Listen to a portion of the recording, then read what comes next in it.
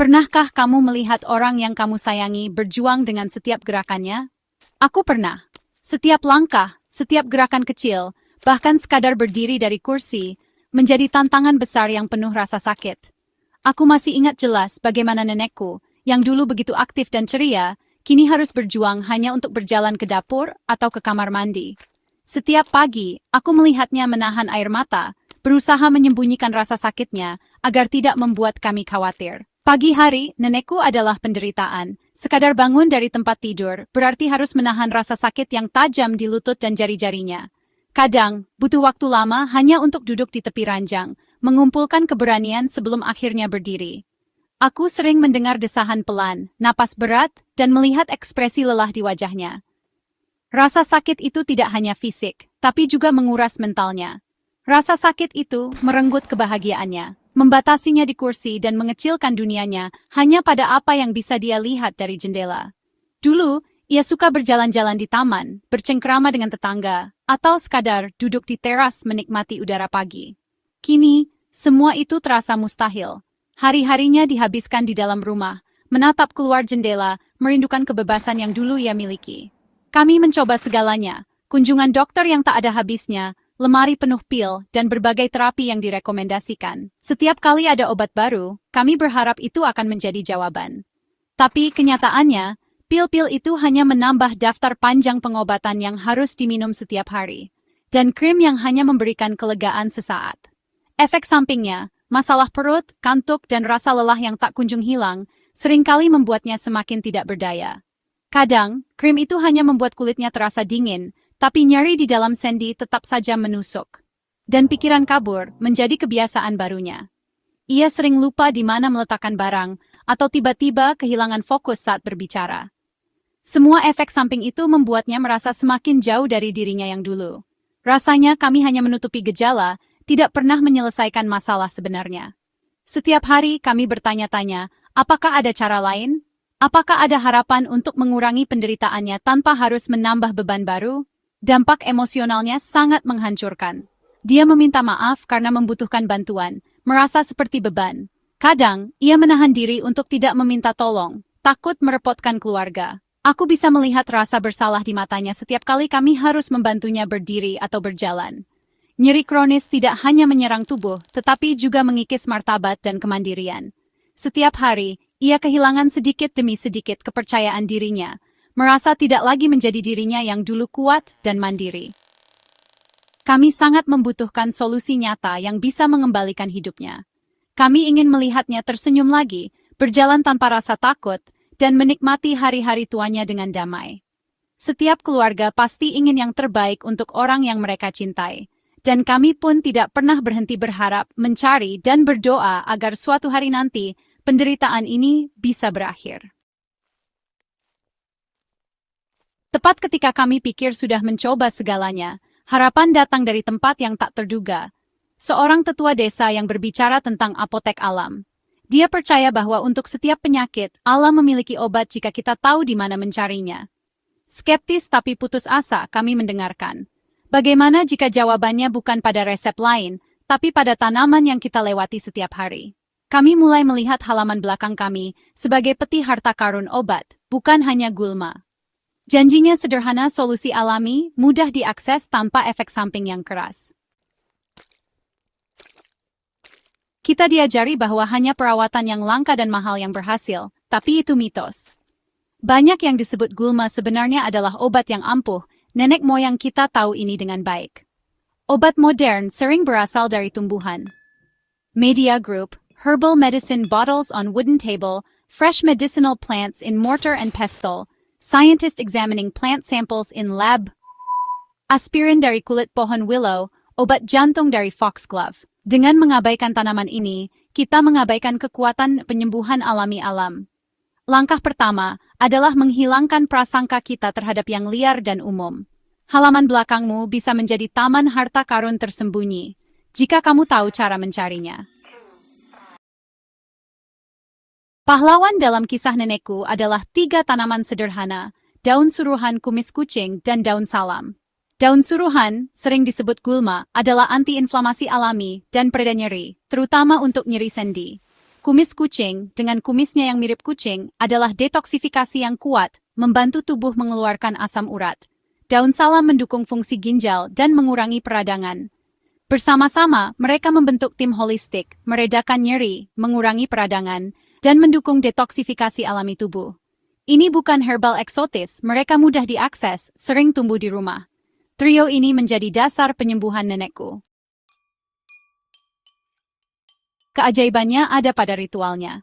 Begini cara nenekku membuat teh penyembuhan hariannya. Ambil segenggam daun suruhan, 15-20 lembar daun kumis kucing, dan 10-15 lembar daun-daun salam. Cuci bersih. Masukkan daun-daun itu ke dalam panci dengan 45 gelas air. Didihkan, lalu kecilkan api sampai cairan berkurang setengah, sekitar 20-30 menit. Saring dan biarkan dingin. Tanpa gula, tanpa tambahan, hanya esensi tanaman murni. Praktik harian sederhana ini menjadi upacara perawatan dirinya. Aromanya saja memenuhi rumah kami dengan harapan. Obat ini bukan hanya cerita rakyat, ini didukung oleh ilmu pengetahuan. Daun suruhan mengandung senyawa yang menurunkan asam urat dan mengurangi peradangan. Sifat diuretik. Kumis kucing membantu ginjal mengeluarkan racun dan asam urat. Daun salam menambahkan efek antiinflamasi dan pereda nyeri. Bersama-sama, mereka menargetkan akar penyebab nyeri sendi, mengurangi asam urat, meredakan peradangan, dan mendukung detoksifikasi. Ini adalah pendekatan alami. Multi-arah, setiap tanaman memainkan peran penting. Istilah tejusan silam. Hasilnya luar biasa. Kami semua terkejut melihat perubahan yang terjadi begitu cepat. Awalnya, kami hanya berharap nenek bisa merasa sedikit lebih baik, namun yang terjadi jauh melampaui harapan kami. Setiap pagi dan sore, nenekku dengan sabar minum teh herbal yang kami racik bersama. Rutinitas sederhana ini menjadi momen kebersamaan kami, penuh harapan dan doa agar kesehatannya membaik. Dalam seminggu, kekakuan paginya berkurang. Ia mulai bisa menggerakkan tubuhnya dengan lebih leluasa, bahkan tersenyum saat melakukan peregangan ringan di pagi hari. Kami mulai melihat semangatnya kembali. Dalam sebulan, rasa sakit yang tajam reda dan dia membutuhkan lebih sedikit obat pereda nyeri. Setiap hari, ia tampak lebih lega dan perlahan-lahan mulai meninggalkan kebiasaan mengandalkan obat-obatan kimia. Mobilitasnya meningkat. Dia berjalan lebih bebas dan bahkan kembali memasak. Dapur yang dulu sepi kini kembali dipenuhi aroma masakannya. Dan ia tampak bahagia bisa beraktivitas tanpa rasa takut akan nyeri. Setelah 3 bulan, dia pergi ke kebunnya, tersenyum dengan kegembiraan yang tulus. Ia mulai merawat tanaman-tanamannya lagi, sesuatu yang dulu terasa mustahil baginya. Kebun yang dulunya merupakan simbol kehilangan menjadi medan kemenangannya. Setiap bunga yang mekar seolah menjadi saksi perjalanan penyembuhannya yang luar biasa. Semangatnya pulih, tawa dan cahaya kembali ke rumah kami. Keluarga kami kembali hangat dan nenek menjadi pusat kebahagiaan menginspirasi kami semua untuk tetap optimis. Dia mendapatkan kembali kemandirian dan semangat hidupnya. Kini, ia bisa berbelanja sendiri dan merawat tanaman di rumah tanpa bantuan, sesuatu yang dulu hanya bisa kami impikan. Kisah ini menginspirasi orang lain di komunitas kami untuk mencari solusi alami. Banyak tetangga mulai tertarik mencoba pengobatan herbal, berharap bisa merasakan manfaat yang sama. Ini adalah bukti nyata bahwa penyembuhan mungkin terjadi ketika kita percaya pada alam dan tidak pernah menyerah pada harapan. Perjalanan nenekku mengajarkan kami bahwa keajaiban bisa datang dari hal-hal sederhana, asalkan kita mau berusaha dan percaya. Transformasinya sangat dramatis. Dulu dunianya kecil, kursinya adalah penjara, hari-harinya dikuasai oleh rasa sakit dan pil. Tugas sederhana adalah cobaan, kehidupan sosial memudar. Sekarang dia bangun sambil tersenyum, bergerak dengan mudah, dan memasak serta berkebun lagi. Dia aktif, bersosialisasi dan penuh energi. Kabut obat telah hilang, semangatnya cerah. Dia bukan lagi korban, tapi pahlawan dari kisahnya sendiri.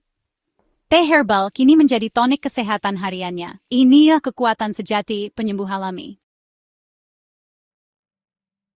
Kisah nenekku juga bisa menjadi kisahmu. Setiap keluarga punya cerita tentang ketabahan, harapan dan cinta yang diwariskan dari generasi ke generasi.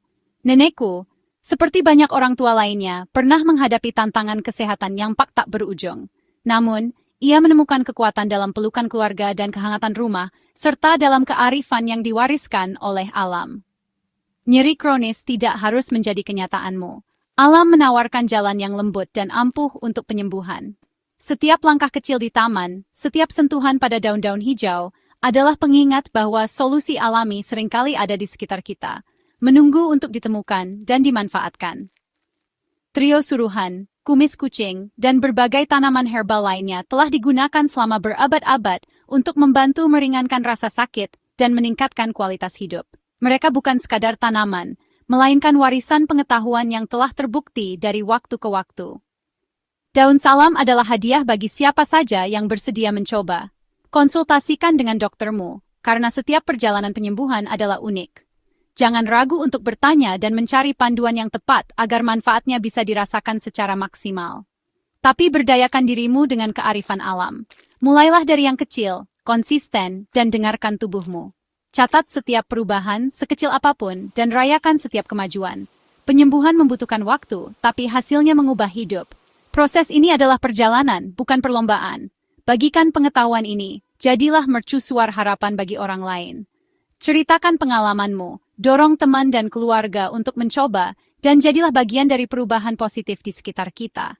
Mari kita hidupkan kembali kearifan kuno dan membangun komunitas kesehatan. Bersama, kita bisa saling mendukung, belajar, dan tumbuh lebih kuat. Komunitas yang sehat dimulai dari individu yang peduli dan saling berbagi. Kamu lebih kuat dari yang kamu kira, dan setiap langkah kecil menuju kesehatan adalah kemenangan besar. Jangan pernah meremehkan kekuatan tekad dan semangatmu. Alam selalu di pihakmu.